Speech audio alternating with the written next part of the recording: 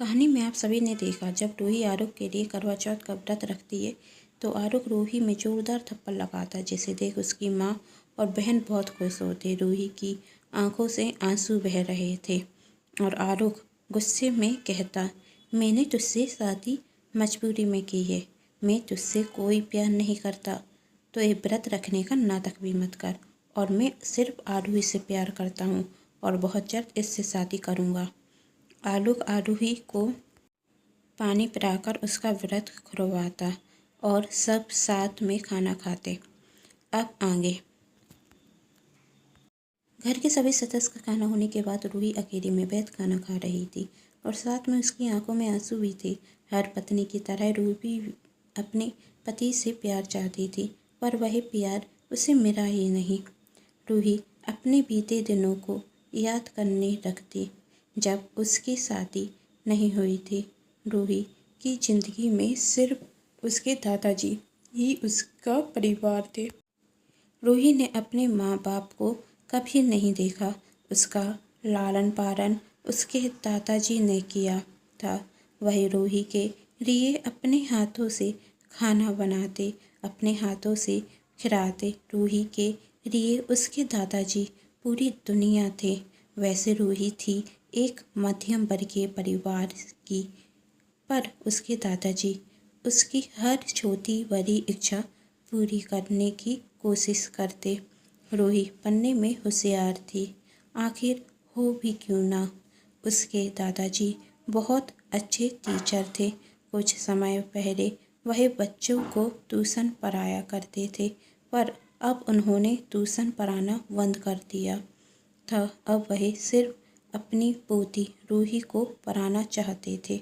इसलिए उसके दादाजी ने घर गिरवी रख रूही की आगे की पढ़ाई के लिए पैसे जोड़े और उसे शहर लेकर आ गए।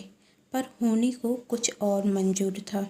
शहर आकर रूही के दादाजी का एक कार से एक्सीडेंट हो जाता, जिसमें उनकी जान चली जाती। वही कार राघव के पिताजी ड्राइव कर रहे थे। जब उन्हें पता चलता कि जिस व्यक्ति का उनकी कार से एक्सीडेंट हुआ है और उसकी एक पोती है, तो वह रूही को घर लेकर आ जाते। राघव के पिताजी इस बात को बर्दाश्त नहीं कर पाते कि उनकी वजह से एक व्यक्ति ने अपनी जान खो दी और वह व्यक्ति उनका परिचित हो तो बर्दाश्त करना और मुश्किल था। दरअसल कुछ सालों पहले आलोक के पिता महेश जी रूही के दादाजी के पास ही ट्यूशन पढ़ते थे। पैसे में कमज़ोर होने के कारण वह उन्हें फ्री में ही पढ़ाते थे और फिर जब उनकी नौकरी लग गई तो वह शहर आकर रहने लगे और यहाँ पर ही शादी कर यहाँ पर ही बस गए। उन्होंने कभी नहीं सोचा था कि इतने दिनों बाद गुरु से इस तरह मुलाकात होगी। वह अपने गुरु के मृत्यु के जिम्मेदार होंगे, यह बात उन्हें अंदर ही अंदर खाई जा रही थी और उनकी तबीयत बिगड़ती जा रही थी।